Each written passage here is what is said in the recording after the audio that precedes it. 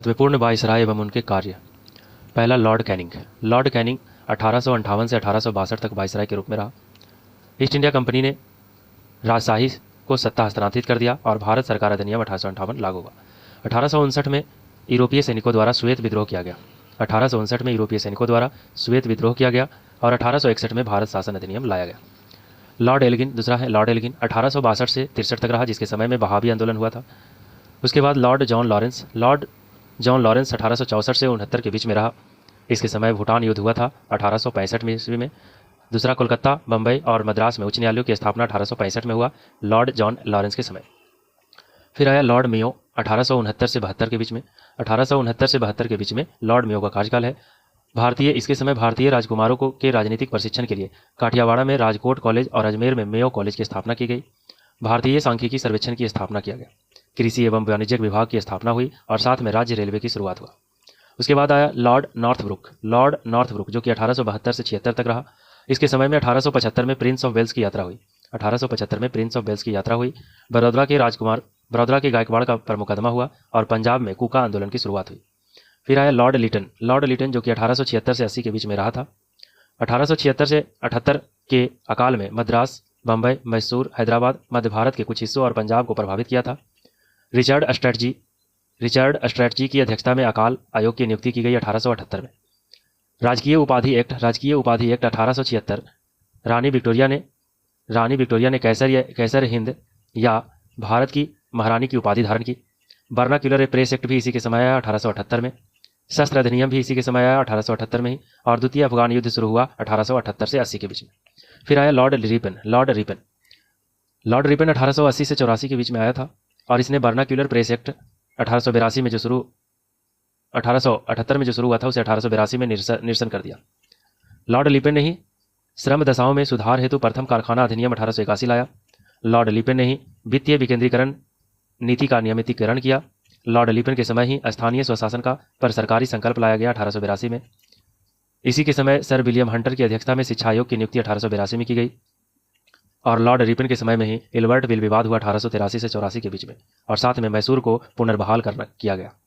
फिर आया Lord Dufferin जो कि 1884 से 88 के बीच में रहा। इसके समय तृतीय बर्मा युद्ध हुआ था 1885 से 86 के मध्य। भारतीय राष्ट्रीय कांग्रेस की स्थापना भी लॉर्ड डफरिन के समय में हुआ 1885 में। उसके बाद आया लॉर्ड लैंसडॉन 1888 से 94। लॉर्ड लैंसडॉन के समय कारखाना अधिनियम आया 1891 में। सिविल सेवाओं का शाही अस्थायी अधीनस्थ के रूप में वर्गीकरण किया गया। भारतीय परिषद अधिनियम 1892 लाया गया। भारत और अफगानिस्तान जो कि वर्तमान पाकिस्तान और अफगानिस्तान के बीच रेखा का एक छोटा सा हिस्सा पाकिस्तान अधिग्रहित कश्मीर में भारत को स्पष्ट करता है के बीच डुरंड रेखा के निर्धारण हेतु डुरंड आयोग की स्थापना 1893 में किया गया लॉर्ड लैंसडॉन के समय। उसके बाद आया लॉर्ड एल्गिन द्वितीय। लॉर्ड एल्गिन द्वितीय जो कि 1894 से 1899 तक रहा। इसके समय चापेकर बंधुओं द्वारा 2 ब्रिटिश अधिकारियों की हत्या कर दी गई 1897 में।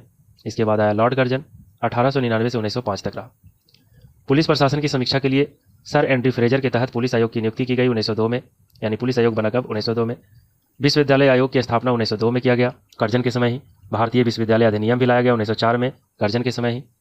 वाणिज्य एवं उद्योग विभाग की स्थापना की गई। कलकत्ता निगम अधिनियम 1899 लाया गया। प्राचीन स्मारक संरक्षण की अधिनियम 1904 लाया गया।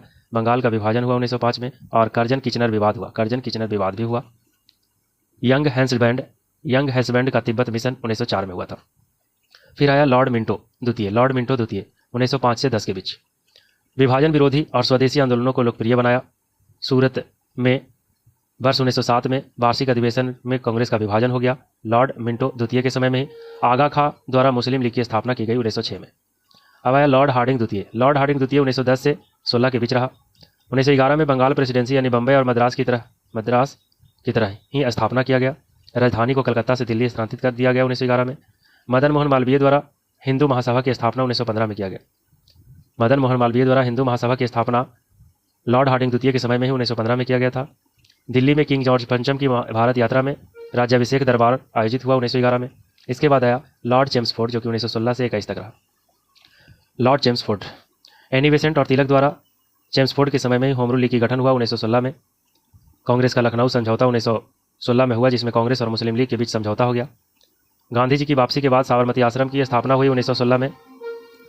चंपारण सत्याग्रह 1917 में हुआ। खेड़ा सत्याग्रह 1918 में हुआ। अहमदाबाद में सत्याग्रह 1918 में हुआ। तो चंपारण सत्याग्रह, खेड़ा सत्याग्रह और अहमदाबाद सत्याग्रह लॉर्ड चेम्सफोर्ड के समय में हुआ था। मॉन्टेग्यू की अगस्त प्रस्ताव लाया गया, घोषणा हुआ 1917 में। भारत सरकार अधिनियम 1919 में आया। रॉलेट एक्ट भी 1919 में आया और जलियांवाला बाग नरसंहार भी हुआ 1919 में। असहयोग आंदोलन और खिलाफत आंदोलन की शुरुआत भी हुआ चेम्सफोर्ड के समय में ही हुआ था 1920 और 19 में। पूना में महिला विश्वविद्यालय की स्थापना 1916 में हुई। पूना में महिला विश्वविद्यालय की स्थापना 1916 में हुई। शैक्षिक नीति में सुधार हेतु सैंडलर आयोग की स्थापना 1917 में हुआ। तिलक की मृत्यु 1 अगस्त 1920 को हुआ था और बिहार के गवर्नर के रूप में SP सिन्हा की नियुक्ति की गई। गवर्नर बनने वाले प्रथम भारतीय बने थे। इसके बाद आया लॉर्ड रीडिंग 1921 से 26 के बीच। लॉर्ड रीडिंग के समय सबसे बड़ी घटना चौरा चौरी की घटना हुई 5 फरवरी 1922 को और इसके द्वारा असहयोग आंदोलन स्थगित हो गया। केरल में मोपला विद्रोह हुआ 1921 में। 1910 में प्रेस अधिनियम लाया गया, जबकि 1919 में रॉलेट अधिनियम लाया गया का समापन हुआ। आपराधिक कानून संशोधन अधिनियम और कपास उत्पादन शुल्क का उन्मूलन किया गया लॉर्ड रीडिंग के समय ही। मुल्तान, अमृतसर, दिल्ली, अलीगढ़ और कलकत्ता में सांप्रदायिक दंगे हुए। काकोरी ट्रेन डकैती 1925 में हुआ था रीडिंग के समय ही। स्वामी श्रद्धानंद की हत्या कर दी गई 1926 में। CR दास और मोतीलाल नेहरू द्वारा स्वराज पार्टी की स्थापना भी हुई थी 1922 में। यानी स्वराज पार्टी की स्थापना के समय लॉर्ड रीडिंग ही थे वायसराय।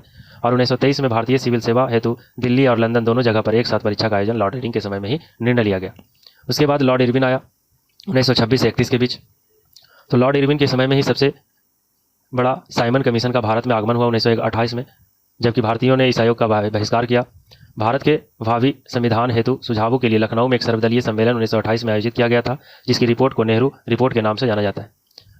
हरकोर्ट बटलर भारतीय राज्य आयोग की नियुक्ति की गई 1927 में। लाहौर के सहायक पुलिस अधीक्षक सैंडर्स की हत्या। दिल्ली के असेंबली हॉल में बम विस्फोट 1929।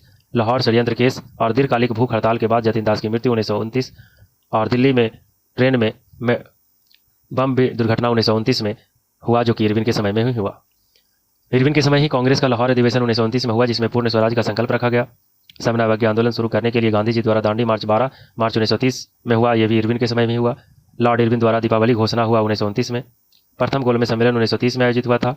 गांधी इरविन समझौता 1931 में हुआ और समन्वय अवज्ञा आंदोलन भी यहाँ पर निलंबन हो गया था इरविन समझौता के बाद। उसके बाद लॉर्ड वेलिंगटन 1931 से 36 के बीच में आया। लॉर्ड वेलिंगटन के समय ही द्वितीय गोलमेज सम्मेलन 1931 में हुआ एवं सम्मेलन की विफलता और समन्वय अवज्ञा आंदोलन फिर से शुरू हो गया। सांप्रदायिक पंचायत की घोषणा 1932 में हुआ, जिसके तहत पृथक सांप्रदायिक निर्वाचन मंडल की स्थापना की गई। यरवदा जेल में गांधी जी द्वारा आमरण अनशन हुआ, जो पूना संधि 1932 के बाद खत्म किया गया।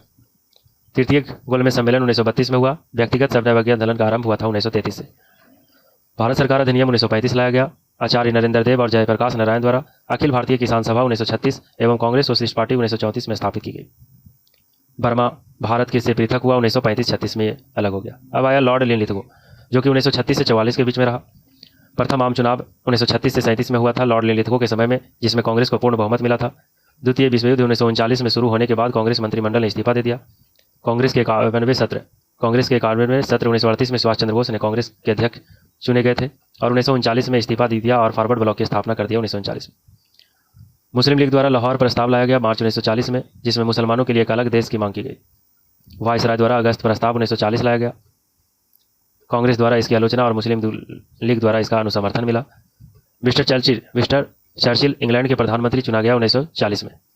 सुभाष चंद्र बोस का भारत से पलायन 1941 में और आज़ाद हिंद फौज का गठन हुआ। भारत को डोमेनियन दर्जा प्रदान करने और एक संविधान सभा के गठन के लिए क्रिप्स मिशन की योजना बनाई गई। कांग्रेस ने इसे अस्वीकार किया। कांग्रेस द्वारा भारत छोड़ो प्रस्ताव पारित किया गया 1942 में। अगस्त क्रांति का आरंभ हुआ और राष्ट्रीय नेताओं की गिरफ्तारी के बाद 1942 का विद्रोह हुआ। मुस्लिम लीग के कराची अधिवेशन 1944 में बांटो और वापस जाओ का नारा दिया गया। उसके बाद लास्ट आया कौन? Lord Wavell viceroy. C Rajagopalachari का CR फार्मूला 1944 में आया। बेबल के समय ही CR फार्मूला आया 1944 में और 1944 में ही गांधी जिन्ना वार्ता भी विफल हो गया। बेबल योजना और शिमला सम्मेलन 1942 में हुआ।